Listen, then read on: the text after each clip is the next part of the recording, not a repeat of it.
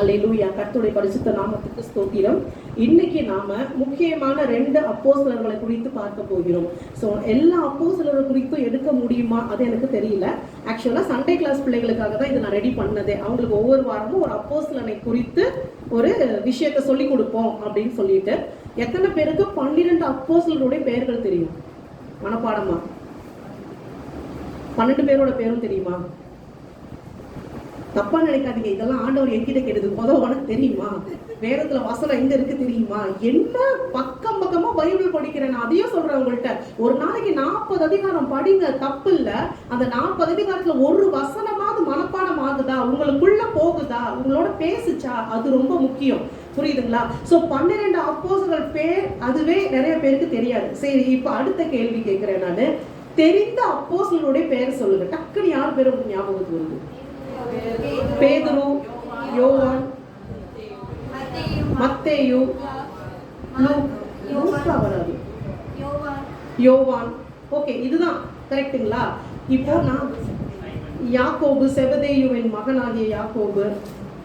Okay, நான் என்ன சொல்றேன் அப்படின்னா, நல்லா நமக்கு பரிச்சயமான அப்போஸ்தலரை குறித்து உங்களுக்கே தெரியும். நான் உங்களை வந்து இங்க பேச சொன்னா ஒரு 10 நிமிஷமாவது பேச சொன்னா பேசிடுவோம், கரெக்ட்டுங்களா? அதுலயும் பிரசித்தமாக பேதுரு கண்டிப்பா அவருக்கு ஞாபகம் வந்துருவாரு. யோவான் அவர் மறக்கவே முடியாது. புதிய ஏற்பாட்டுல பவுல். யார்கிட்டயாவது போய் நீ யாரை போல ஊழியம் பார்க்க ஆசைப்படுறீங்கன்னா பவுலை போல ஊழியம் பார்க்கணும். பழைய ஏற்பாட்டுல யாரை போல எலியாவை போல ஊழியம் பார்க்கணும். ஆனா எலியாவோட லைஃப் ஹிஸ்டரி தெரியாது, பவுலுடைய லைஃப் ஹிஸ்டரி தெரியாது. ஆழத்துக்குள்ள போய் நம்ம பார்ப்பதில்லை. மேலோட்டமா அவங்க செய்த பயங்கரமான அற்புத அடையாளங்களை மாத்திரம் வச்சுக்கிட்டு நான் இந்த அப்போஸ்தலனை போல ஆகணும்னு சொல்லி நினைக்கிறாங்க. சோ முதலாவது அது. ரெண்டாவது நான் என்ன சொல்வேன் அப்படின்னா, ஒரு அப்போஸ்தலன், இன்னைக்கு நிறைய பேர் பாத்தீங்கன்னா ரெவரண்ட், பிஷப், அப்போஸ்தலன் எல்லாம் சொல்லி போட்டுக்கிறாங்களா, பாஸ்டர் எல்லாம் சொல்லி போடுறாங்க இல்லையா? அப்போஸ்தலன் சொல்லி சொல்லும் போது அவங்க எப்படி வாழ்ந்தாங்கன்றது தெரியுமா? இன்னைக்கு நானும் அப்போஸ்தலனை போல இருக்கணும் அப்படின்னா அப்ப அவங்க என்ன செய்தாங்கன்றது தெரியாம அதை நான் சொல்லக்கூடாது. 12 அப்போஸ்தலர்கள்ல யூதாசை தவிர மீதி 11 பேர் எக்ஸ்ட்ராவா நீங்க பவுல சேர்த்துக்கிட்டீங்கன்னா அதுல 12 சொல்லி கணக்கு வச்சாலும் 12 பேரும் ரத்த சாட்சியா மரித்தார். சாதாரணமா கிடையாது, ரத்த சாட்சியா மரிச்சாங்க.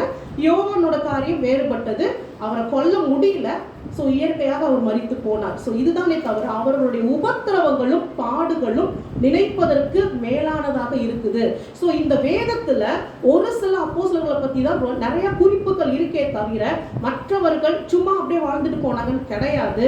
சோ என்னால முடிந்த வரைக்கும் இப்படி ஞாபகத்துக்கு வராத சில அப்போஸ்தலர்களை குறித்து சின்னதா ஒரு மெசேஜ் கொடுக்கலாம். அவங்க என்ன பண்ணினாங்க, எங்கே போனாங்க, எப்படி மரித்தாங்க அப்படின்ற காரியங்களை அவங்களோட ஷேர் பண்ண போறேன். ஸோ இன்னைக்கு நாம பிலிப்பு, பர்த்தலோமேயு இவங்க 2 பேரை பத்தி தான் பார்க்க போறோம், சரிங்களா?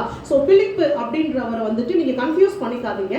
இந்த கந்தாகே மந்திரி இருப்பார் இல்லையா, அவருக்கு ஒரு பிலிப்பு ஓடி போய் ரதத்தோட ஓடி போய் சத்தியம் சொல்வார் இல்லையா, அந்த பிலிப்பு வேற, அப்போஸ்தலன் கிடையாது. அவர் வந்துட்டு அப்போஸ்தலன் இல்ல, அந்த ஆக்ட்ஸ் ஆஃப் தி அப்போஸ்தலர்ஸ்ல சில பேரை ஏற்படுத்துவாங்க, பந்தி விசாரிப்புக்கு ஏற்படுத்துவாங்க. ஸ்தேவான், பிலிப்பு அதுல வரவர் தான். அவர் அப்போஸ்தலனாகிய பிலிப்பு கிடையாது.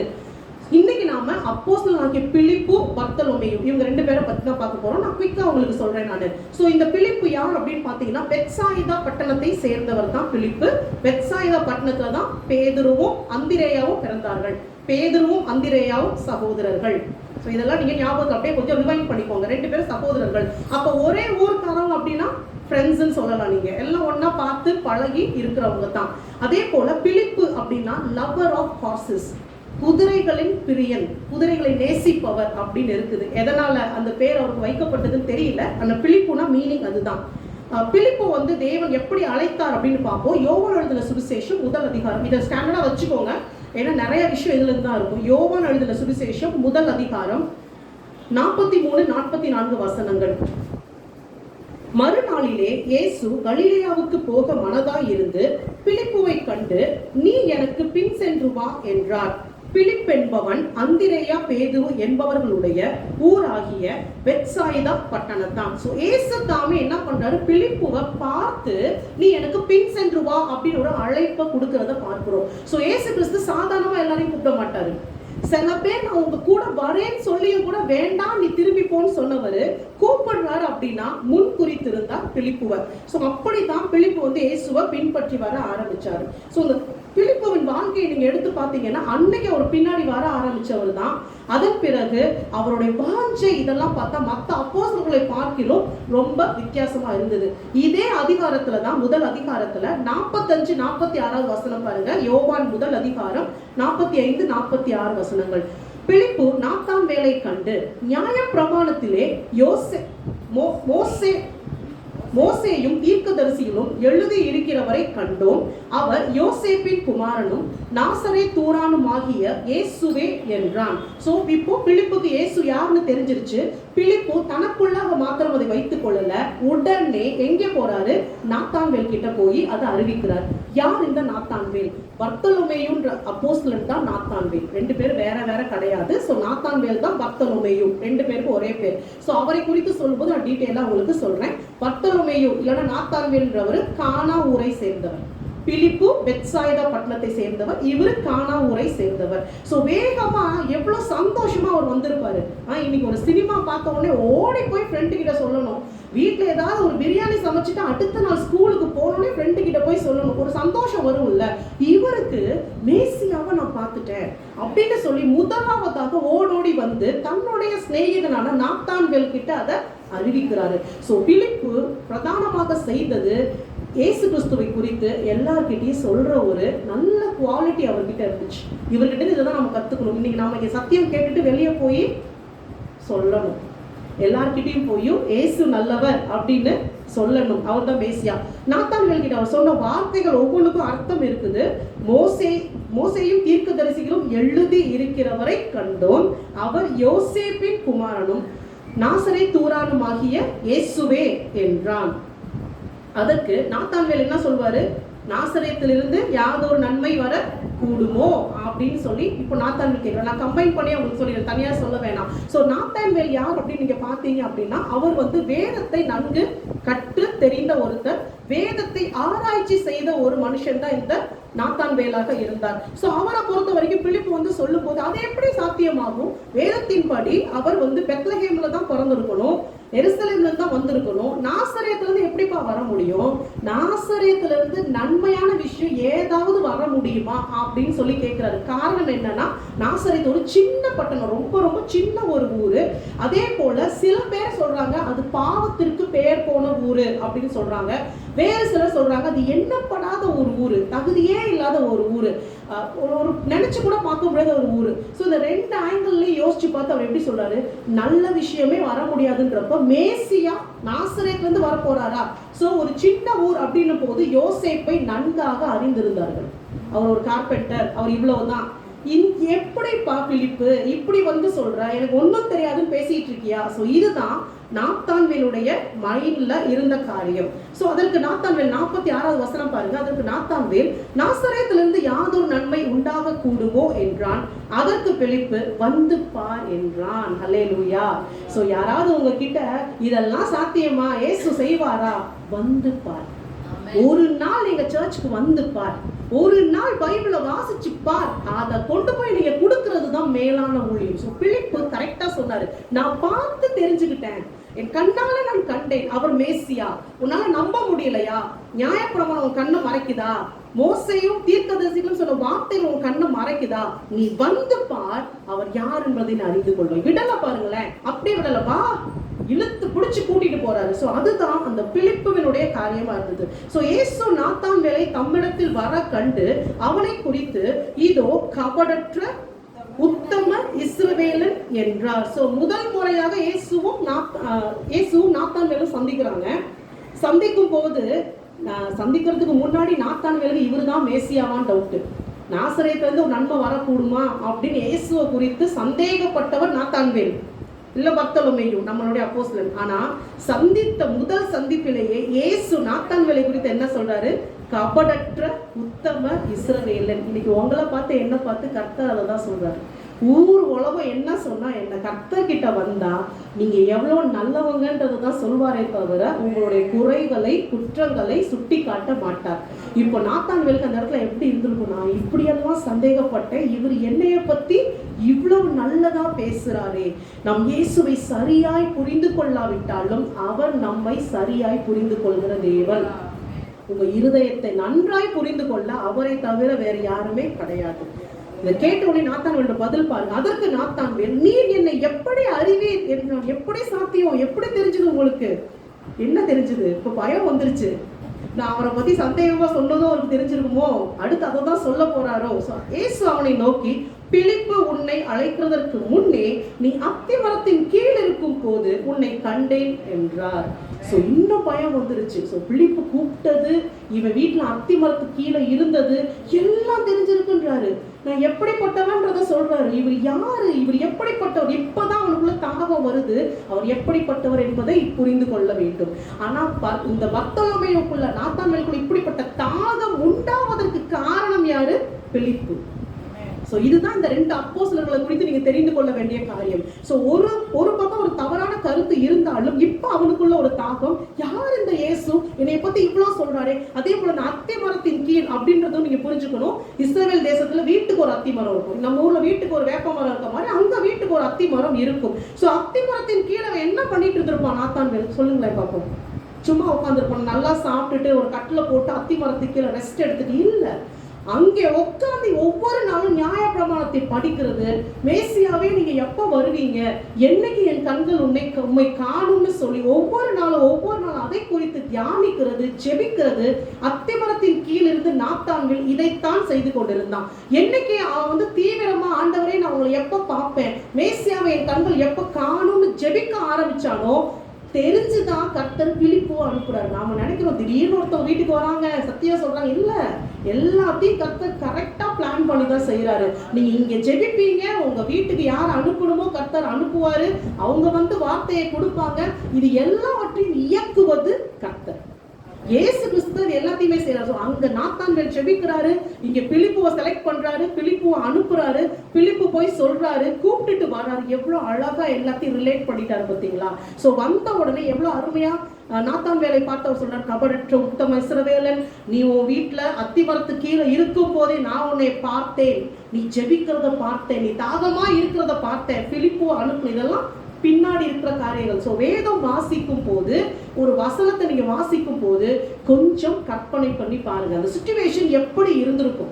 ஷாத்ராக் மேஷக் ஆபத்நேகோ தூக்கி அக்கினி சூளையில போடுறாங்க அப்படின்னா, என் கையில சின்னதா நெருப்பு போட்டாலும் எரியுதே, அந்த அக்கினியில போட்டு அவங்க எப்படி இருந்திருப்பாங்க, அவங்க மனநிலைமை எப்படி இருக்கும். நீங்க இப்படி கொஞ்சமாவது சிச்சுவேஷன் இமேஜின் பண்ணலாம் அப்படின்னா அந்த ஆழத்தை புரிந்து கொள்ள முடியாது.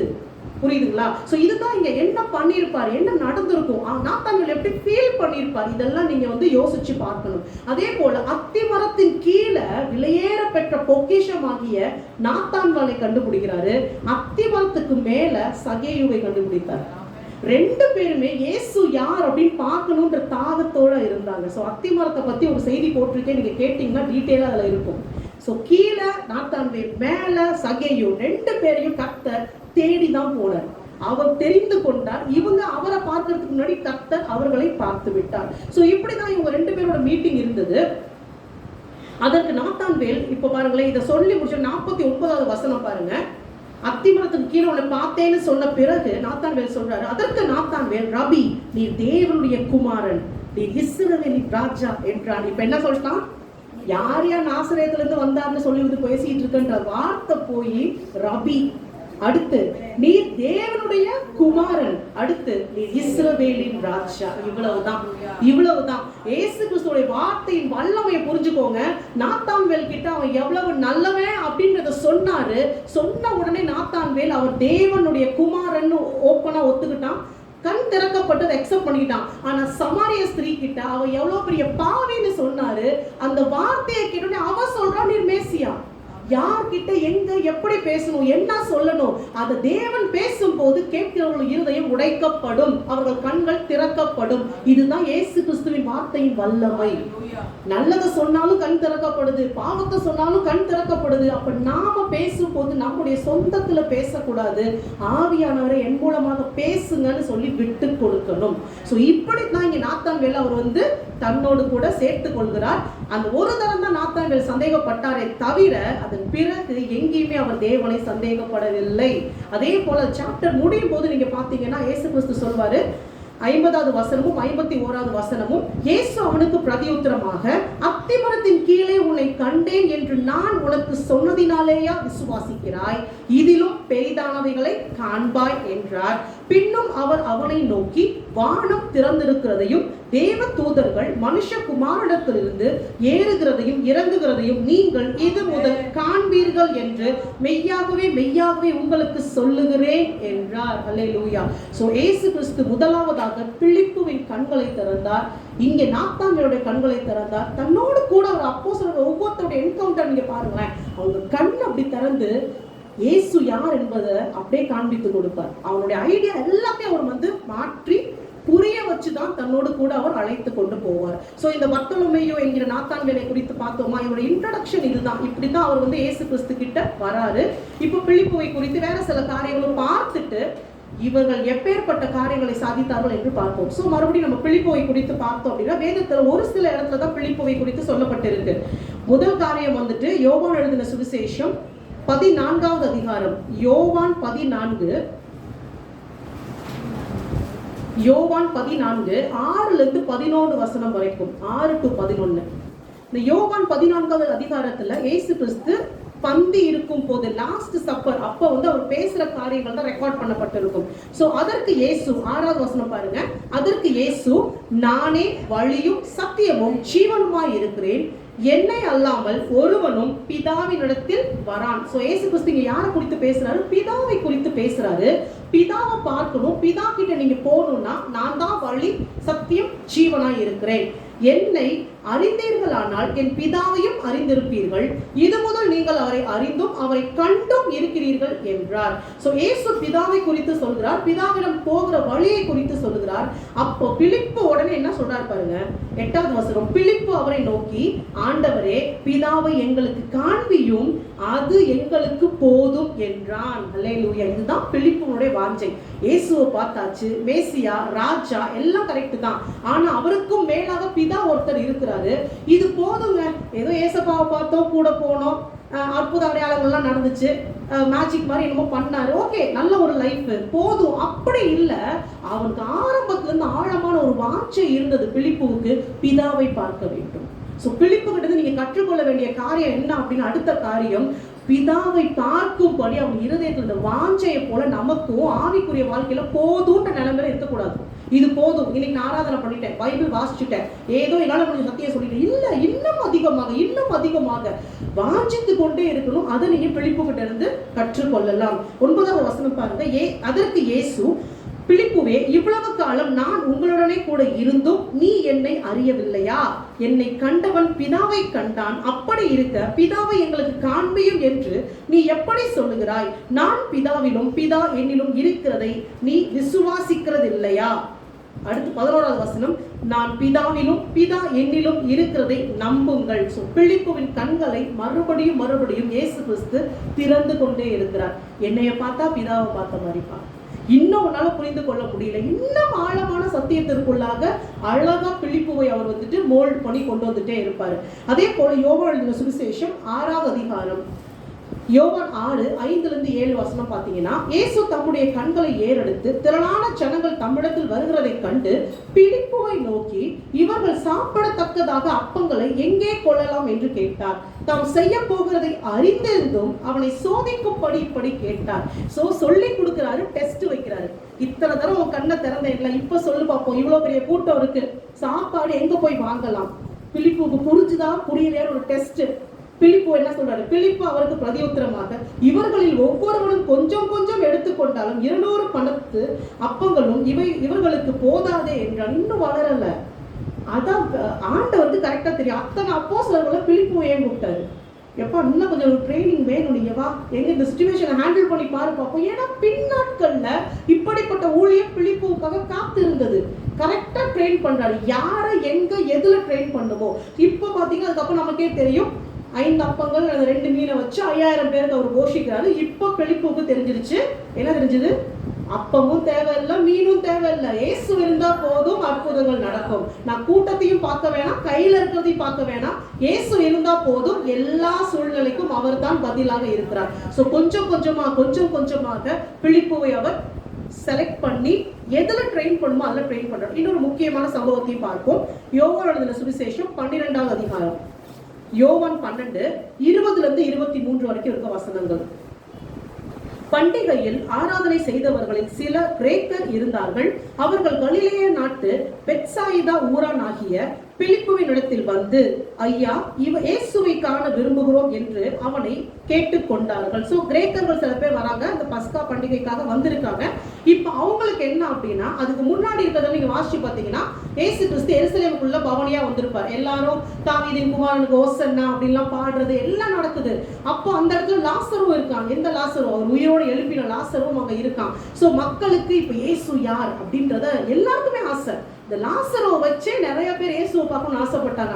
ஏன்னா மரித்து 4 நாட்களுக்கு பிறகு ஒருத்தர் உயிரோட எழுப்பியிருக்காருன்றத பெரிய விஷயமா அவங்க பார்த்தாங்க. ஸோ அங்க வந்து கிரேக்கர்கள் கரெக்டா யார்கிட்ட வராங்க? நம்ம பிலிப்பு கிட்ட தான் வராங்க. வந்து என்ன கேட்கறாங்க? இயேசுவை ஒரு தடவை கூட்டு போய் காமிங்களேன், அப்படி பக்கத்துல நின்று ஒரு செல்ஃபி எடுத்துக்கிறோம். போன் இருந்தா கேட்டிருப்பாங்க, ஒரு செல்ஃபி எடுத்து கொடுங்க, நாங்களும் அதை வந்து Facebookல எல்லாம் ஷேர் பண்ணிக்கிறோம் அப்படின்ற மாதிரி. எண்ணத்தை அறிந்த தேவன், அவன் என்ன நினைக்கிறான், அவன் மனசுல என்ன இருக்கு, எல்லாமே கிறிஸ்துவுக்கு தெரியும். பிலிப்பு வந்து டைரக்டா போகல பாருங்க, அவருக்கு வந்து இது சரியா பண்ண உடனே அவர் என்ன பண்றாரு? அடுத்த வசனம் 22வது வசனம். பிலிப்பு வந்து அதை அந்திரேயாவுக்கு அறிவித்தான். பின்பு அந்திரேயாவும் பிலிப்புவும் அதை இயேசுவுக்கு அறிவித்தார்கள். ஸோ அந்திரேயா அண்ட் பிலிப் நல்ல நண்பர்களா இருந்தாங்க. இன்னும் நிறைய இடத்துல கூட இவங்க 2 பேரோட காம்பினேஷன் இருக்கிறத பார்க்க முடியும். அப்பொழுது இயேசு அவர்களை நோக்கி, மனுஷகுமாரன் மகிமைப்படும்படியான வேலை வந்தது. மெய்யாகவே மெய்யாகவே நான் உங்களுக்கு சொல்லுகிறேன், கோதுமை மணியானது நிலத்தில் விழுந்து சாகாவிட்டால் தனித்திருக்கும், செத்ததே ஆகில் மிகுந்த பலனை கொடுக்கும். தன் ஜீவனை சிநேகிக்கிறவன் அதை இழந்து போவான். இந்த உலகத்தில் தன் ஜீவனை வெறுக்கிறவனோ அதை நித்திய ஜீவ காலமாய் காத்து கொள்ளுவான். நான் கேட்கிறேன், ஒரு குரூப் ஆஃப் பீப்புள் வந்து உங்கள்கிட்ட சொல்றாங்க, பாஸ்டர் நல்லா தெரியும் உங்களுக்கு, எங்களை கூட கூட்டு போய் இன்ட்ரடியூஸ் பண்ணுங்க, நாங்க கூட நின்று ஒரு செல்ஃபி எடுத்துக்கிறோம், விஷயம் இவ்வளவுதான் வச்சுக்குவோம். அதுக்கு நீங்க வந்து பாஸ்டர் கிட்ட சொல்றப்ப பாஸ்டர் சொல்றாரு, தன் ஜீவனை சிநேகிக்கிறவன் அதை இழந்து போவான். இதுக்கும் சம்பந்தம் இருக்கா? இப்போ கிரேக்கர்கள் வந்து கேட்கறாங்க பிலிப்பு கிட்ட, கூட்டு போய் காமி. பிலிப்பு வந்து சொல்லும் போது ஆனா ஒரு முடியும்னு சொல்லியிருக்கணும், இல்ல முடியாதுன்னு சொல்லியிருக்கணும். சாவறது தான்ப்பா நல்லது, நானே மகிமைப்பட போறேன், நான் சீக்கிரத்துல மரிச்சு போக போறேன், கோதுமை மணி விழுகணும், அது மரித்து போகணும், அப்பதான் மிகுந்த பலன் கொடுக்கும். ஏதாவது புரிஞ்சிருக்குமா? சத்தியமா எனக்கா இருந்தா ஒண்ணுமே புரிஞ்சிருக்காது. நான் என்ன கேட்கிறேன், இவர் என்ன சொல்றாரு? லாசருவே உயிரோட எழுப்பி இருக்கிறாரு, அதுக்காக ஒருத்தர் வந்து பார்க்க வரேன்னு சொன்னா இவர் சாவை பத்தி பேசிட்டு இருக்காரு. கொஞ்சம் இயேசு கிறிஸ்துவை நீங்க புரிந்து கொள்ளுங்கள். அந்த இடத்துல அந்த கிரேக்கர்கள் எதற்காக இயேசு கிறிஸ்துவை பார்க்க ஆசைப்பட்டாங்கன்னா, மரித்து 4 நாட்கள் ஆன ஒருத்தனை உயிரோட எழுப்பினவர். அப்படி ஒரு பில்டப் கொடுத்தாச்சு. எல்லா ஜனங்களும் அதை குறித்து பேசுறாங்க. பிலிப்பு நினைச்சிருக்கலாம், அந்திரேயா நினைச்சிருக்கலாம், அப்பாடா இனிமே நமக்கு சாவே கிடையாது, லாசருவே உயிரோட எழுப்பிட்டாருன்னா நம்மளை எத்தனை தரம் அடிச்சு கொண்டாலும் இயேசு கிறிஸ்து வருவாரு, உயிரோட எழுப்பிடுவாரு. என்ன கவலை, என்ன பயம், இனி நமக்கு சாவே கிடையாது. நினைச்சிருப்பாங்களா இல்லையா? இதே நாம இந்த அற்புதத்தை பார்த்தா நினைச்சிருப்போமா இல்லையா? தைரியமா எங்க வேணாலும் போலாம். அவர் சொல்றாரு, நானே சாக போறேன், இதோ சீக்கிரத்துல நான் மரித்து போக போகிறேன், அப்படி மரித்து போனாதான் உனக்கு மகிமைன்னு சொல்லி அந்த சத்தியத்தை அங்க புரிய வைக்கிறார். மறுபடியும் பிலிப்புவின் கண்களை திறக்கிறார். மரணத்தை பார்த்து பயப்படாத, மரிக்கிறத பார்த்து பயப்படாத, தன் ஜீவனை சிநேகிக்கிறவன் அதை இழந்து போவான், இந்த உலகத்திலே தன் ஜீவனை வெறுக்கிறவனோ அதை நித்திய ஜீவ காலமாய் காத்து கொள்வான். நான் மரிக்கத்தான் போகிறேன், நான் மரித்து மறுபடியும் உயிரோடு எழுந்திருப்பேன், நீயும் ஒரு நாளைக்கு மரிச்சு போவ, மரணத்தை பார்த்து பயப்படாத, இந்த உலகத்துல மரிப்பது சாதாரண காரியம், நித்திய ஜீவனுக்காக போராட ஆரம்பி. இயேசு கிறிஸ்துவோட பதில் எல்லாம் ஆராய்ந்து பார்க்கும் போதுதான் அது எவ்வளவு ஆழமானதாக இருக்குது அப்படின்றத புரிந்து கொள்ள முடியுது. ஸோ பிலிப்புக்கு இப்போ புரிஞ்சிருச்சு, நான் வந்து இந்த உலகத்துல நித்திய காலமா இருக்க போறது இல்ல, கர்த்தர் என்னை மேலான ஒரு காரியத்துக்காக ஆயத்தப்படுத்திட்டு இருக்கார். என் ஜீவனை இழப்பதற்கு நான் தயங்க கூடாது, எனக்காக ஒரு ஊழியம் வைக்கப்பட்டு இருக்குது. ஒவ்வொரு அப்போஸ்தலனுக்கும் தேவன் இப்படிப்பட்ட ஒரு ஊழியத்தை தான் வச்சிருந்தாரு. தனியா பிலிப்பை கூப்பிட்டு சொல்லல, தனியா பிலிப்பு கொஸ்டின் கேட்டிருக்கலாம், ஆனா எல்லார்கிட்டையும் ஆண்டவர் அந்த பதில சொன்னாரு. சோ இப்படித்தான் நீங்க எல்லாம் மரிக்க போறீங்க, என்னைய ஃபாலோ பண்ணுங்க அப்படின்னு தான் சொல்றாரு. அதே போல 26வது வசனம் பாருங்க. ஒருவன் எனக்கு ஊழியம் செய்கிறவனானால் என்னை பின்பற்ற கடவன், நான் எங்கே இருக்கிறேனோ அங்கே என் ஊழியக்காரன் இருப்பான். ஒருவன் எனக்கு ஊழியம் செய்தால் அவனை பிதாவானவர் கனம் பண்ணுவார். அடிக்கடி இந்த வசனம் படிச்சிருக்கீங்கல்ல. ஃபர்ஸ்ட் எங்க இருக்கணும்? இயேசு கிறிஸ்துவோட கூட ஊழியக்காரன் எங்க இருக்கணும்? ஃபர்ஸ்ட் சிலுவையில இருக்கணும். நீங்க ஃபர்ஸ்ட் உபத்திரவம், பாடு, சிலுவை இதெல்லாம் நீங்க செய்யும் போது, அந்த மரணத்தை நீங்க சந்திக்கும் போது மறுபடியும் பரலோகத்துல இயேசு கிறிஸ்துவோட மகிமையிலும் இருக்க முடியும். அதைத்தான் சிம்பிளா சொல்லிட்டாரு. என் ஊழியக்காரன் நான் இருக்கிற இடத்துல இருக்கணும். நான் சிலுவையில மறிக்கிறேன் அப்படின்னு நீ சிலுவையில மறிக்க ஆயத்தமா இருக்கணும். அப்போஸ்தலனா இன்னைக்கு நீங்க உங்க பேருக்கு பின்னாடி போட்டுக்கணும், முன்னாடி போட்டுக்கணும்னா சிலுவையை முன்னாடி வச்சிருங்க. இன்னைக்கு சிலுவையில அறையப்படுவதற்கு உங்களை ஒப்பு கொடுக்க ரெடியா இருக்கீங்கன்னா ஓகே.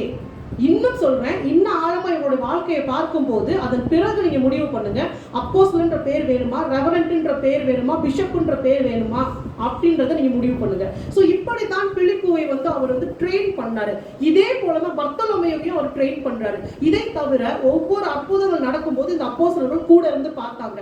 ஒவ்வொரு முறை இயேசு கிறிஸ்துவ கல்லெறிய ஜனங்கள் வந்ததையும் கூட இருந்து பார்த்தாங்க. பெந்தகோஸ்தே நாள்ல ஆவியானவர் இறங்கி வந்த போது இந்த அப்போஸ்தலர்கள் எல்லாரும் ஒரே இடத்துல தான் இருந்தாங்க. ஆவியின் அபிஷேகத்தை பெற்றுக்கொண்டாங்க. அதன் பிறகு அவர்கள் புறப்பட்டு போய் எல்லா ஜனங்களுக்கும் சுவிசேஷத்தை அறிவித்தார்கள். சோ ஆவியானவர் எல்லார் மேலேயும் ஒன்றாகத்தான் ஊற்றப்பட்டார். பேதுரு தான் அங்கே ஏற்றி பிரசங்கம் பண்ணாரு. மற்றவங்க என்ன ஆனாங்கன்னா எல்லா இடங்களுக்கும் கடந்து சென்று அவங்களுக்கு நியமிக்கப்பட்ட இடத்துல ஊழியத்தை செய்தார்கள். சோ புரிஞ்சிருச்சா? பிலிப்பு, பர்த்தலோமேயு இவங்க ரெண்டு பேரும் சேர்ந்து எந்த ஊர்ல மரிச்சு போனாங்க அப்படின்னு பாத்தீங்கன்னா ஹைரபோலிஸ். பர்த்தலோமேயு அவங்க மரிக்க மாட்டாரு. பர்த்தலோமேயு, பிலிப்பு ரெண்டு பேரும் ஊழியத்திற்காக ஹைரபோலிஸ் அப்படின்ற இடத்திற்கு அவர்கள் கடந்து செல்வார்கள். வேதத்துல ஒரே ஒரு இடத்துல இந்த ஊரோட பேர் இருக்கு. நான் அதை வாசிக்கிறேன். கொலோசியருக்கு எழுதின நிருபம் 4வது அதிகாரம், கொலோசியர் 4:12 வசனம். எப்பாப்பிராவும் உங்களுக்கு வாழ்த்துதல் சொல்லுகிறான். உங்களை சேர்ந்தவனும் கிறிஸ்துவின் ஊழியக்காரனுமாகிய இவன் நீங்கள் தேவனுக்கு சித்தமானவைகள் எல்லாவற்றிலும் தேறினவர்களாயும் பூரண நிச்சயம் உள்ளவர்களாயும் நிலைநிற்க வேண்டும் என்று தன் செபங்களில் உங்களுக்காக எப்பொழுதும் போராடுகிறான். 13வது வசனம். இவன் உங்களுக்காகவும் லவோதிக்கேயருக்காகவும் எராப்போலியருக்காகவும் மிகுந்த ஜாக்கிரதை உள்ளவனா இருக்கிறான் என்பதற்கு நான் சாட்சியா இருக்கிறேன். சோ இந்த இடத்துல மட்டும் எராப்போலிஸ் அப்படின்றது ஊரோட பேர் வருது. ஹைரபோலிஸ் அப்படின்னு சொல்லுவாங்க.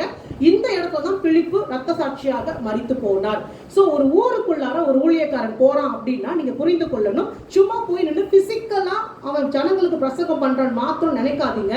அங்க இருக்கிற ஸ்பிரிச்சுவல் போர்சஸை எதிர்த்து நின்று அவன் அந்த காரியத்தை செய்யணும். இங்க இருந்து நீங்க இந்த திருச்சி பட்டணத்தை சுத்தி போய் ஜெபிக்க போறீங்க அப்படின்னா ஒவ்வொரு எல்லைகளுக்கும் ஒரு அதிபதி இருப்பான். இந்த உலகம் சாத்தானுடைய கைகள்ல ஒப்பு கொடுக்கப்பட்டிருக்குது, இல்லைன்னு சொல்ல முடியாது. ஆனால் உலகத்தில் இருப்பவனிலும் எனக்குள் இருக்கிறவர் பெரியவரா இருக்கிறார். அதுதான் பலன். புரியுதுங்களா? சோ எனக்குள்ள இருக்க கர்த்தர் பெரியவர், உண்மைதான். அதற்காக எய்தாப்புல சத்துரு இல்லைன்னு அர்த்தம் கிடையாது. நிறைய பேர் இப்படி என்ன சொல்றாங்கன்னா பிசாசு கிடையாது, சாத்தான் கிடையாது, நரகம் கிடையாது. அப்படி இல்லை, எல்லாமே இருக்குது. உங்களுக்குள்ளாக கிறிஸ்து இருப்பாரானால் இந்த வல்லமைகளை நீங்கள் எதிர்த்து நிற்க முடியும். அது உங்களை மேற்கொள்ளாது. இதுதான் அந்த வித்தியாசம். சோ பிலிப்போ பர்த்தலோமேயும் சேர்ந்துதான் இந்த ஹைரபோலிஸ் அப்படின்ற அந்த இடத்துக்கு அவங்க கடந்து போனாங்க. ஹைரபோலிஸ் எப்படிப்பட்ட இடம் தெரியுமா? அப்படியே நம்ம வாசிச்சுட்டு போயிடக்கூடாது. அது எப்படிப்பட்ட ஊர் அப்படின்றத நான் உங்களுக்கு சொல்றேன். அப்ப அவங்க எப்படி ஊழியம் பார்த்திருப்பாங்கன்றத நீங்க புரிஞ்சுக்குவீங்க. ஹைரபோலிஸ் அப்படின்றது இப்ப இருக்கிற துருக்கி தேசத்துல தான் இருக்கு. இன்னைக்கும் இருக்கு, ஹைரபோலிஸ் இருக்குது. சோ இதோடைய பேர், ஆரம்ப கால பேர் சர்பென்ட்ஸ் டவுன், வலுசர்ப்பத்தின் நகரம் அப்படின்னு தான் சொல்லப்பட்டது. இன்னைக்கும் நீங்க அங்க பாத்தீங்கன்னா அவ்வளவு, அதாவது அந்த காலத்துல அவ்வளவு விக்கிரக கோயில பாம்புகளுக்கான கோயில்கள், அந்த ஊர் முழுக்க அவ்வளவு கோயில்கள் இருக்கும். பாம்புகளை அவர்கள் தெய்வமாக வணங்கினார்கள். புரியுதுங்களா? சோ ஓஃப்ரியோ ஹைமே அப்படின்றதுனா அந்த சர்பென்ட்ஸ் டவுன் அப்படின்னு அந்த ஊரோட பேரு. நீங்க இந்த கூகுள்ல கூட நீங்க சர்ச் பண்ணி பார்க்கலாம். சோ ஊரோட பேரே அது. அங்க போய் ஒருத்தர் ஊழியம் செய்யணும்னா எப்படிப்பட்ட எதிர்ப்புகள் அவங்களுக்கு வந்திருக்கும். ஏதோ ரோட்டோரமா போகும்போது ஒரு சர்ப்பத்தின் கோயில் இருக்குனாலே நம்ம என்னடா இப்படி இருக்குன்றோம். ஊர் முழுக்க இதுதான் இருக்கும். சோ அப்படிப்பட்ட ஊர்ல போய் சுவிசேஷம் அறிவிக்கணும் அப்படின்னும் போது அது எவ்வளவு பெரிய சவாலான காரியமாக இருந்திருக்கும். இதை தவிர அந்த இடத்துல சில முக்கியமான காரியங்கள் இருக்கு. இன்னைக்கும் கேட்ஸ் ஆஃப் ஹெல் அப்படின்னு சொல்லப்படக்கூடிய பாதாளத்தின் வாசல் ஹைரபோலிஸ்ல இருக்கு. என்ன அப்படின்னா அதுக்கு ஒரு அண்டர் கிரவுண்ட் கேவ் மாதிரி, குகை போல இருக்கும். அதுக்கு அடியில கந்தகங்கள் அதிகமா இருக்கிறதுனால குகையோட மேல் புறத்துல வெளியில வர காற்று கந்தக காற்றா வெளிவரும். அப்படி கந்தக காற்றா வெளிவரதுனால ஒரு பறவை அந்த பக்கம் அந்த இடத்துல பறந்தா கூட செத்து விழுந்துரும். இயல்பு தானே. ஆசிட் காத்து வீசுது, நீங்க அங்க போய் உட்காந்தீங்கன்னா அப்புறம் என்ன நடக்கும்? ஸோ மக்கள் என்ன சொன்னாங்கன்னா அதை பாதாளத்தின் வாசல் அப்படின்னு அழைத்தாங்க. ஸோ அங்கதான் பாதாளம் இருக்கு அப்படின்னு சொல்லி அழைத்தார்கள். ஸோ அவங்க முக்கியமாக மூன்று தெய்வங்களை அவங்க வழிபட்டாங்க. அந்த ஊர்ல இருக்கவங்க 3 தெய்வங்களை வழிபட்டாங்க. முதல்ல நம்ம எல்லாருக்கும் தெரியும் அப்பல்லோ, அந்த தெய்வத்தை தான் அவங்க வந்து வழிபட்டாங்க. முழு முதற் கடவுள் அப்படின்னு சொல்லி அவங்க அந்த அப்பல்லோ தெய்வத்தை வழிபட்டாங்க. ரோமர், கிரேக்க, இந்த 2 கடவுள்களோட இன்ஃப்ளூயன்ஸும் அந்த ஊர்ல இருந்துச்சு. பியூரா ரோமன்னு சொல்ல முடியாது, கிரேக்கன்னு சொல்ல முடியாது. 2 தெய்வங்களையும் கலந்துதான் அவங்க வழிபட்டாங்க. ஸோ முதலாவதாக அப்பல்லோ. யாரெல்லாம் வந்து கானானி ஆவிகளை குறித்த செய்தி கேட்டீங்க? கேட்டிருக்கீங்க இல்லையா? அதுல நான் அந்த ட்ரினிட்டி சொல்லியிருப்பேன், ஈவில் ட்ரினிட்டி. அது எல்லா இடத்துலயும் இருக்குன்னு சொல்லியிருப்பேன், இங்கேயும் இருக்கு. ஸோ இந்த அப்பல்லோ அப்படின்றது தான் நீங்க ஏல் இல்லைன்னா தாகோன் அப்படின்னு சொல்லக்கூடிய அந்த தந்தை கடவுள் அப்படியாக பார்க்கப்பட்டது அப்பல்லோ. அடுத்தபடியாக புளூட்டோ அல்லது ஹேடிஸ் அப்படின்ற ஒரு தெய்வத்தை அவங்க வணங்குறாங்க. இதுதான் பாகால். சேம் அதே தான், வேலை பேர் மட்டும்தான் வேறையா இருக்குது. ஸோ இந்த ஹேடிஸ் இல்லைன்னா புளூட்டோ அப்படின்ற தெய்வம் அந்த பாதாளத்தின் வாசலை காவல் காத்ததாகவும் அந்த பாதாளத்துக்கு அதிபதியாக இருந்துச்சு. ஸோ அடையில இருக்க கனிம வளங்களா இருக்கட்டும் எல்லாவற்றையும் பாதாளத்தையும் ஆளுகை செய்கிறது இந்த புளூட்டோ இல்லைன்னா ஹேடிஸ் அப்படின்னு சொல்லக்கூடிய கடவுள் அப்படின்னு அவங்க அதை வணங்கி கொண்டு வந்தாங்க. ஸோ அப்பல்லோ, ஹேடிஸ், பாதாளத்தின் கடவுள், முழு முதற் கடவுள், அதை வணங்கினாங்க. மூன்றாவதாக சைபலே. இது ஒரு பெண் தெய்வம். சைபலே ஒன்னும் இல்லை, உங்க அஸ்தரோத், அவ்வளவுதான். பேரு தான் வேற, பட் காரியங்கள் எல்லாம் அதே காரியம் தான். இதை நீங்க அதான் நான் சொல்றேன், உங்களுக்கு இதெல்லாம் இன்ட்ரெஸ்ட் இருந்துச்சுன்னா ஒவ்வொரு கலாச்சாரத்துல இதெல்லாம் எப்படி வழங்கப்படுது நீங்க பாருங்களேன், ஆச்சரியமா இருக்கும். அதே ஃபார்மெட் அதே வேலை தான், பேர் மட்டும் வேற வேற மாதிரி வச்சு அவங்க வழிபடுவாங்க. ஸோ சைபலே அப்படின்ற இந்த தெய்வத்தை பார்த்தீங்கன்னா அது ஒரு பெண் தெய்வமா இருந்துச்சு. அதை எப்படி வழிபடுவாங்க, வழிபாட்டு முறைகள் பார்த்தீங்கன்னா தீவிரமான பரவச நடனம், பாடல்கள், விபச்சாரம், வேசித்தனம், இது எல்லாமே அந்த இடத்துல நடக்கும். அதே போல இந்த கோயிலுடைய வாசல்ல பலி கொடுப்பது, நரபலி கொடுப்பது, ஆடு மாடுகளை பலியிடுவது, இது எல்லாமே நடந்தது. ஸோ இந்த 3 தெய்வங்களை தாண்டி அந்த இடத்துல இன்னொரு முக்கியமான ஒரு தெய்வத்தையும் அவங்க வழிபட்டாங்க. அதுதான் எகிப்தனா. இது வந்து ஒரு சர்ப்பம், சரிங்களா? கால்களை உடைய சர்ப்பம். தலை வந்து பெண்ணை போல, பாதி உருவம் பெண்ணை போல இருக்கும், மீதி உடம்பு நீங்க பாத்தீங்கன்னா சர்ப்பத்தின் ஒரு உடம்பாக இருந்தது. அவங்க என்ன நம்பினாங்க அப்படின்னா அந்த பாதாளத்தின் வாசல் அப்படின்ற அந்த இடத்துல ஒரு பெரிய சிலை, இந்த பாம்புக்கு ஒரு பெரிய சிலையை வச்சு அதை வழிபட்டாங்க. அது என்ன அர்த்தம் அப்படின்னா பாதாளத்தின் வாசலை இந்த சர்ப்பம் தான் பாதுகாத்து கொண்டு வந்தது அப்படின்னு அவங்க பிலீவ் பண்ணாங்க. ஊர் முழுக்க இந்த சர்ப்பத்தின் கோயில்கள் அதிகமாக காணப்படும். குறிப்பா இந்த பாதாளத்தின் வாசல்ல பெரிய ஒரு சிலையை வச்சு அதை வழிபட்டு வந்தாங்க. இவ்வளவு ஹிஸ்டாரிக்கல் ரெக்கார்டு நீங்க இப்ப கூட போய் நீங்க சர்ச் பண்ணி பார்த்தீங்கன்னா தெரியும். ஆர்கியாலஜிக்கல் எவிடன்ஸ்ல இந்த சிலைகள் கண்டெடுக்கப்பட்டு இருக்கு, இதே இடத்துல கண்டெடுக்கப்பட்டிருக்கு. அதே போல அதே இடத்துல 3 தலையுடைய நாயோடைய சிலை கண்டெடுக்கப்பட்டிருக்கு. இதுவும் அந்த மித்தாலஜி தான். அதன்படி பாதாளத்தின் வாசல்களை காவல் செய்வதற்காக வைக்கப்பட்டது அந்த 3 தலை கொண்ட நாய். ஸோ அதெல்லாம் சிலைகளாக வடிவமைச்சு அங்க வச்சு அவங்க அதை வழிபட்டு கொண்டு வந்தார்கள். இப்படிப்பட்ட தீவிரமான விக்கிரக வழிபாடு நிறைந்த ஒரு இடத்துக்கு பிலிப்புவும் பர்த்தலமேயும் போய் இயேசு கிறிஸ்துவை குறித்து அறிவிக்கணும். நம்மளை கூப்பிட்டா போயிடுவோமா? நம்மளை கூப்பிட்டா, நான் உண்மையிலே சொல்றேன், நான் எப்படி அவங்க, நான் ஆச்சரியமா பார்த்தேன். இதான் சொல்றேன், இந்த பேக்ரவுண்டை தெரிஞ்சுக்கிட்டு நீங்க அவங்க எப்படி அவங்க ஊழியர் பார்த்துருப்பாங்கன்றதை புரிந்து கொள்ளும் போது அது இன்னும் எளிமையாக இருக்கும். ஸோ அங்க இவங்க போறாங்க.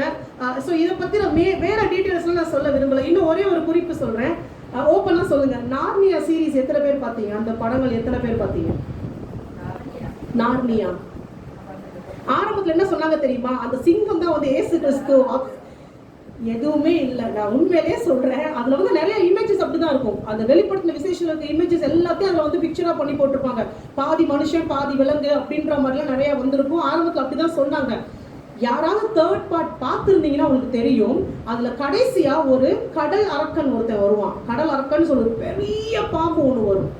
அது இது வரைக்கும் அந்த மாதிரி ஒன்று பார்த்ததே கிடையாது. அதனுடைய தலைப்பகுதி முழுக்க குட்டி குட்டி பாம்பு, அவ்வளோ பாம்புகள் இருக்கும். ஒரே பாம்பு தலை தான், அதுல அவ்வளோ பாம்புகள் இருக்கும். எப்படி அந்த படத்தை எடுத்தவங்க இந்த ஐடியா எங்கேருந்து வந்துச்சு அப்படின்னா, இந்த சொன்னேன் இந்த எகிப்துனா அதனுடைய பிள்ளைங்க தான் இந்த பாம்பெல்லாம். அந்த டிஸ்கிரிப்ஷன் எல்லாமே உங்களுக்கு வந்துட்டு நெட்லேயே இருக்கு, நீங்க போய் பார்க்கலாம். நெட்ல இருக்கு, நீங்க பார்க்கலாம். ஒரு தலையை வெட்டினா 2 தலை முளைக்குமா. ஸோ அது மாதிரியான கிரீச்சர்ஸ். இது எல்லாத்தையும் இதெல்லாம் செய்ய வைக்கிறது யாருன்னு பார்த்தீங்கன்னா பிசாசு. அதான் சொல்றது, வசனம் சொல்லுது, நீங்கள் அவனுடைய ஆசை இச்சைகளை நிறைவேற்றும் படிக்கு. நாம எப்படி இருக்கக்கூடாது, அவனுடைய ஆசை இச்சைகளை நிறைவேற்றும் படிக்கு. யாருக்காவது இப்படிப்பட்ட பாம்பு பார்க்க பிடிக்குமோனா யாருக்கும் பிடிக்காது. அது பிசாசுக்கு பிடிக்கும். ஜனங்களை ஏவி அவர்களை ஆளுகை செய்து இப்படிப்பட்ட சிலையை செய்ய வைக்கிறது, அதை வணங்க வைக்கிறது, இது எல்லாவற்றையும் சாத்தான் செய்து கொண்டிருப்பான். ஸோ அங்க இப்படிப்பட்ட தெய்வங்களை தான் வணங்கி கொண்டிருந்தாங்க. Completely under the control of the spirits. அப்படிப்பட்ட ஜனங்களுக்கு மத்தியில பிலிப்பும் பர்த்தலோமேயும் போறாங்க. அங்க ஒருத்தருடைய வீட்டுல தங்குறாங்க. அந்த வீட்டுல தங்கிட்டு அவங்க கிட்ட சத்தியம் சொல்லி ஒரு நபர் முதல்ல ஏற்றுக்கொள்றாரு. ஸோ அங்க தங்கி சுவிசேஷம் அறிவிக்க ஆரம்பிக்கிறாங்க. அந்த ஊர்ல நிறைய அற்புத அடையாளங்கள் செய்தார்கள். இதற்கு தான் இயேசு கிறிஸ்து கூடவே வச்சு கண்ணை திறந்து ஊரை பார்க்க கூடாது, சிலைய பார்க்க கூடாது, நான் போதுமான ஒரு உனக்குன்னு அன்னைக்கே புரிய வச்சுட்டாரு. இப்ப புரியுதுங்களா? ஸோ எதையும் பார்க்காத, நான் கூட இருந்தா போதும். அதே போல அவங்க செத்தவர்களை உயிரோட எழுப்புறாங்க, நிறைய அற்புத அடையாளங்கள் பண்றாங்க. பண்ணும்போது அந்த ஊர்ல இருக்க நிறைய பேர் இயேசு கிறிஸ்துவை ஏற்றுக்கொள்ள ஆரம்பிக்கிறாங்க. மறுபடியும் சொல்றேன், இது பைபிள்ல இல்ல, இது ஹிஸ்டரி. நான் உங்களுக்கு சொல்றேன். ஸோ ஒருவேளை கேட்கிறவங்களுக்கு எங்களுக்கு ஹிஸ்டரியில் நம்ப இஷ்டம் இல்லை அப்படின்ட்டீங்கன்னா, உங்களுக்கு சொல்லக்கூடிய காரியம் வந்துட்டு இந்த இடத்துல தான் பிலிப்பு மரித்து போனார். அது ரெக்கார்டட் எவிடன்ஸ். ஸோ இங்கே தான் மரித்து போனார். மற்றபடி எப்படி மரித்து போனார்ன்றதை உங்களுக்கு நான் எக்ஸ்பிளைன் பண்ணிட்டு இருக்கேன். ஸோ இந்த ஊர்ல அந்த கவர்னர் இருக்காருல்ல, அந்த ஊருடைய கவர்னர், அவருடைய மனைவி ஒரு எபிரேய பெண். எப்படியோ கல்யாணம் பண்ணிட்டாங்க. ஸோ இந்த 2 பேரும் எபிரேய பாஷை பேசும்போது அவங்களுக்குள்ள அவ்வளோ சந்தோஷம். எங்கேயோ வெளிநாட்டில் போய் தமிழ் பேசுறவங்க கேட்டா அந்த சத்தம் கேட்டால் எப்படி இருக்கும். அதனால இவங்க என்ன பண்றாங்க, பிலிப்பு கிட்டையும் பர்த்தலோமேயு கிட்டையும் கொஞ்சம் பேச்சு கொடுக்க ஆரம்பிக்கிறாங்க. இந்த ஒரு ஸ்திரீக்கு வந்துட்டு கண்கள்ல ஒரு பிரச்சனை இருக்கு. அதான் நான் சொன்னேன், பிலிப்பு கரெக்டா ட்ரெயின் பண்ணாரு. கண்கள்ல ஒரு பிரச்சனை. இன்னைக்கு நம்ம சொல்ற மாதிரி கேட்ராக்ட்னு வச்சுக்கோங்களேன், பட் பெயின் அதிகமா இருக்கு, பார்வை மங்கி கொண்டே வருது. எத்தனையோ ட்ரீட்மெண்ட் பண்ணியாச்சு, ஒன்றும் முடியல. ஸோ இவங்க என்ன பண்றாங்க, சத்தியத்தை கேட்ட பிறகு பிலிப்பு கிட்ட சொல்றாங்க, என் கண்களை மட்டும் நீங்க சரி பண்ணிட்டீங்கன்னா இயேசு கிறிஸ்துவே மெய்யான தேவன் நான் அக்செப்ட் பண்ணிக்கிறேன். பெரிய விஷயமா? பிலிப்பு ஜெபிக்கிறாரு, அவங்களுக்கு கண் பார்வை வந்துருச்சு, முழுசா இயேசு கிறிஸ்துவை ஏத்துக்கிட்டாங்க. வீட்டுல போய் ஜெபிக்கிறாங்க. ஆனா ஹஸ்பண்டுக்கு ஏத்துக்க முடியல. பாரம்பரியமா நம்ம கும்பிட்ட தெய்வத்தை விட்டுட்டு நீ எப்படி இயேசுவை ஏத்துக்கலாம்? ஆனா ரூமுக்குள்ள போறது கூட பயப்படுறாரு. அவ்வளவு பிரகாசமா இருக்கு தன் மனைவி ஜெபிக்கிற ரூம். ஸோ கிட்ட போக பயம் வந்துருச்சு. ஆனா மனைவி கிட்ட சண்டை போடுறாரு, நீ இந்த தெய்வத்தை வணங்க கூடாதுன்னு சொல்லிட்டு சண்டை போடும்போது அவங்க சொல்றாங்க, சேலஞ்ச் பண்றாங்க, இப்போ நான் ஜெபிக்கிறேன் இயேசு கிறிஸ்துவின் நாமத்தினால, எனக்கு இருந்த கண் வியாதி உனக்கு வரட்டும், நீ உன் தெய்வத்தை கும்பிடு, உன் தெய்வம் மட்டும் அதை சரி பண்ணிடுச்சுன்னா இன்னைக்கே நான் வந்துட்டு உன் தெய்வம் தான் பெருசுன்னு ஏத்துக்கிறேன், முடிஞ்சா செஞ்சுப்பாரு. அவங்க சொன்ன மாத்திரத்துல அந்த கவர்னருக்கு அதே கண் வியாதி வந்திருக்கு. எல்லாரும் அந்த கோயில் வாசல்ல ஒன்றாய் கூடி நின்று ஊர் ஜனத்தையே திரட்டி நிற்க வைத்து அந்த தெய்வத்தை கூப்பிட ஆரம்பிச்சிருக்காங்க. மறுபடியும் சொல்றேன், கொஞ்சம் கற்பனை பண்ணுங்க, எப்படி கூப்பிட்டுருப்பாங்க. இதெல்லாம் நீங்க கற்பனை பண்ணணும். எலியாவின் நாட்கள்ல எப்படி பாகால கூப்பிட்டாங்களோ அதே போல ஆடி பாடி உடம்ப கீறிக்கிட்டு எகிப்தனா இறங்கி வா அப்படின்னு சொல்லி அந்த பாம்போட பேரை சொல்லி சொல்லி கத்தி பாக்குறாங்க. ஒண்ணுமே நடக்கல. அதன் பிறகு பிலிப்பு வானத்தை நோக்கி பார்த்து ஜெபிக்கிறாரு, துதிக்கிறாரு. சொல்ல போனா பிலிப்பும் பர்த்தலோமேயும் துதிக்கும் போது என்ன நடந்தது தெரியுமா? அந்த சர்ப்பத்தின் சிலை உயிரோட வந்துச்சான். அந்த ஊர்ல இருக்க சர்ப்பத்தின் சிலை எல்லாம் உயிரோட வந்திருக்குது. உயிரோட வந்தோடனே ஜனங்கள் பயந்துட்டாங்க. கவர்னர் சொல்றான், பத்தியா நான் சொன்னேன் இவனை நம்பாதன்னு சொல்லிட்டு, இப்ப பாரு அந்த தெய்வம் உயிரோட வந்துருச்சு, நம்ம எல்லாரையும் நாசமாக்க போகுது. பிலிப்பு எதை குறித்தும் கவலைப்படல. கண்களை பரலோகத்துக்கு நேராக மாத்திரம் வைத்துக் கொண்டு துதித்து கொண்டே இருக்கிறாரு. பரலோகத்துல மிகாவேல் தோன்றி இருக்கிறாரு, தன்னுடைய வாளை கொண்டு யுத்தம் செய்திருக்கிறாரு. இது எல்லாத்தையும் பார்த்தவங்க சாட்சி கொடுத்திருக்காங்க. மறுபடியும் ஆழமான சத்தியத்தை புரிஞ்சுக்கோங்க. ஜெபிக்கிறது உங்க வேலை. சாத்தானுடைய தலையை நான் போய் வெட்டுறேன் இல்ல, அது ஸ்பிரிச்சுவல். அதை தூதர்கள் செய்வாங்க. தூதர்கள் எப்படி இயக்கப்படுவாங்க? நீங்க ஜெபிக்கும் போது அவர்கள் இயக்கப்படுவாங்க. அவ்வளவுதான். நீங்க கமாண்ட் கொடுக்குறீங்க, அவங்க அந்த காரியத்தை செய்யறாங்க. சோ இந்த உடம்ப வச்சு நான் போய் ஸ்பிரிச்சுவலா ஒரு காரியத்தை வெட்டுறேன், பிசாசை ஜெயிக்கிறேன், தலையை நசுக்கிறேன்னா அது கர்த்தர் கர்த்தர் செஞ்சுட்டாரு, அந்த அத்தாரிட்டி எனக்கு இருக்கே தவிர நான் போய் அதை செஞ்சுட்டு இருக்கிறது கிடையாது. ஸோ புரிஞ்சு கொள்ளுங்க அதையும். ஸோ இதுதான் நடந்தது அந்த இடத்துல. அது சர்ப்பம் வெட்டப்பட்டு அது கீழே விழுந்த போது அது அப்படியே எரிஞ்சு போச்சான். அந்த சிலையெல்லாம் சுட்டரிக்கப்பட்டு அது சாம்பலாக போயிருக்குது. அந்த ஊர்ல இருந்த அத்தனை பாம்பு, அந்த பாம்புகள் உயிரோட அந்த பாம்புகளும் அழிக்கப்பட்டு போயிருக்கு. பட் இது எல்லாம் பார்த்த பிறகு ஜனங்கள் வந்து இயேசுவ தெய்வமா, இயேசுதான் தெய்வம்னு சொல்லியிருக்காங்க. சொன்ன பிறகும் கூட சோதனை பாருங்க. அந்த ஊர் முழுக்க உங்களுக்கு தெரியுமா, ஹாட் ஸ்ப்ரிங்ஸ் இருக்கும், வெந்நீர் நீரூற்றுகள் இருக்கும் அந்த ஊர் முழுக்க. ஸோ அங்கே ஒரு எரிமலை அந்த இடத்துல வெடிக்க ஆரம்பிச்ச உடனே கவர்னர் திருப்பி இந்த ஜனங்க மனசை மாற்றி, இல்லை அந்த பாம்புக்கு கோவம் வந்து தான் இந்த மாதிரிலாம் பண்ணுதுன்னு உடனே மறுபடியும் பிலிப்புவையும் பர்த்தலோமையும் பிடிச்சி கட்டி வச்சு பிலிப்புவை சிலுவையில் அடிக்கிறாங்க. அங்கதான் வச்சு சிலுவையில் அடிச்சாங்க. இல்ல, எங்களுக்கு எங்க தெய்வம் தான் வேணும். சாத்தா அவ்வளோ ஈஸியா ஆத்துமாக்களை கொடுக்கவே மாட்டான். நீங்க எவ்வளவு போராடினாலும் சரி, சில இடத்துல சில பிசாசுகளை மேற்கொள்வதற்கு பரிசுத்த ரத்தம் சிந்தப்பட்டு தான் ஆகணும். நான் வந்து இப்படியே போறேன் ஆண்டவரே, அப்படியே நின்று பிரசங்கம் பண்றேன், என்னை அப்படி பத்திரமா கொண்டு வாங்க, இல்ல. சில இடத்துல உங்க ரத்தம் சிந்தப்பட்டாதான் ஒரு விடுதலை வரும்னா சிந்தப்படதான் வேணும். அங்க பிலிப்புவின் ரத்தம் சிந்தப்பட்டது. அப்போதான் அந்த கவர்னரோட மனைவிக்கு கோவம் வந்து அவங்க சொல்லிருக்காங்க, இது நன்றி கெட்ட கூட்டம், இவ்வளவு அற்புதங்களை பார்த்தும் திருந்தாத கூட்டம், சபிச்சிருங்க பிலிப்புவேன்னு. பிலிப்புவால என்ன ஏற்றுக்கொள்ள முடியலன்னா, இவ்வளவு அற்புத அடையாளத்தை பார்த்தும் எப்படி நீங்க இயேசு கிறிஸ்துவை தூஷிப்பீங்க? ஸோ பிலிப்பு கொஞ்சம் ஷார்ட் டெம்பர்டான ஆள் தான். ஸோ இதுவும் வந்து ரெக்கார்டட் எவிடன்ஸ். எப்படி சொல்றதுன்னா, நீங்கள் ஹிஸ்டரியில் எடுத்து பார்க்க முடியாது. பட் நிறைய பேர் தேவனை தரிசித்த பரிசுத்தவான்களாக இருக்கட்டும், அந்த அனுபவத்துக்குள்ள போன பரிசுத்தவான்கள் சொல்ற காரியம், பிலிப்பு கர்த்தரை நோக்கி வேண்டிக் கொண்டார், அந்த இடம் முழுவதும் அக்கினி இறங்கட்டும்னு சொல்லி. ஸோ பூமி பிளந்தது, அக்கினி இறங்கினது, பயங்கரமான ஒரு காரியம் நடக்கும் போது இயேசு கிறிஸ்து பிலிப்பு கிட்ட கேட்டாங்க, பிலிப்புவே போதும், மனம் இறந்து, நீ சொல்லாம என்னால இந்த ஜனத்தை விடுவிக்க முடியாது, நீ என் தாசன், நீ ஜெபிச்சா நான் செய்துதான் ஆகணும். ஆனாலும் நீ இப்ப சிலுவையில அறையப்பட்டிருக்க, நான் சிலுவையில செஞ்சதை நினைச்சு பாரு, இவர்களுக்காக பரிந்து மன்றாடுனா. இயேசு கிறிஸ்து பிலிப்பு கிட்ட கேட்டாங்க, உங்களுடைய ஆவியானவர் உங்களோடு கூட இருப்பார், ஆனால் இது உங்களுக்கு சத்தியம் உங்களுக்கு புரியும். அப்போ பிலிப்பு மன்றாடுனாராம், ஆண்டவரே இந்த ஜனங்களை மண்டியம்னு சொல்லும் போது அந்த வாதை நிறுத்தப்பட்டது. ஜனங்கள் எல்லாரும் மீண்டு வந்தாங்க. சில குறிப்புகள் சொல்லுது, அவங்க மேல அந்த புகையோட வாசனை கூட இல்லையா, அந்த அளவுக்கு அவங்க மீட்கப்பட்டாங்க. அதே இடத்துல பிலிப்பு மரித்து போறார், சிலுவையில் அரைஞ்ச வண்ணமாக மரித்து போறார். அந்த ஊர்ல ஒரு பெரிய ரிவைவல் உண்டாச்சு. ஜனங்கள் எல்லாரும் கர்த்தரை ஏற்றுக்கொண்டாங்க. எல்லாரும் கர்த்தரை ஏற்றுக்கொள்றாங்க, நிறைய பேர் கர்த்தரை ஏற்றுக்கொள்றாங்க. அங்க சபை உருவானது, எல்லாமே ஆர்கனைஸ்டா செய்ய ஆரம்பிச்சு இன்னைக்கும் அங்க பாத்தீங்கன்னா நிறைய பேர் கிறிஸ்துவை ஏற்றுக்கொண்டவங்க இருக்காங்க. பிலிப்புவின் கல்லறை அங்க இருக்குது. அதே போல பர்த்தலோமையும் அங்க மரிக்கல, அவர் வந்து அர்மீனியாவுக்கு போனார். அங்கிருந்து அவர் புறப்பட்டு அர்மீனியா தேசத்துக்கு போனாரு. அங்க போய் அங்க இருக்கிற எல்லாருக்கும் இயேசு கிறிஸ்துவை குறித்து சத்தியத்தை அறிவிக்கிறார். நிறைய பேர் ஏற்றுக்கிறாங்க. அங்க இருந்த கவர்னர், அவருடைய மனைவி, 2 பேருமே ஆண்டவரை ஏற்றுக்கொள்றாங்க. அதை பிடிக்காத அந்த கவர்னருடைய சகோதரன் என்ன பண்றாரு, பிலிப்பை பிடித்து கட்டி வச்சு, அவர் பர்த்தலோமையை பிடிச்சு கட்டி வச்சு அவர் வந்து கொலை செய்யணும்னு சொல்லி தீர்மானிக்கிறாரு.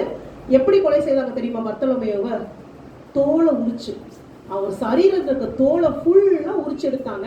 கண்ணும் நாக்கும் மட்டும்தான் மிஞ்சி இருக்கு. அவர் சுவிசேஷத்தை பிரசங்கம் பண்ணாரு. தோலை உரிக்க உரிக்க சுவிசேஷத்தை பிரசங்கம் பண்ணாராம்.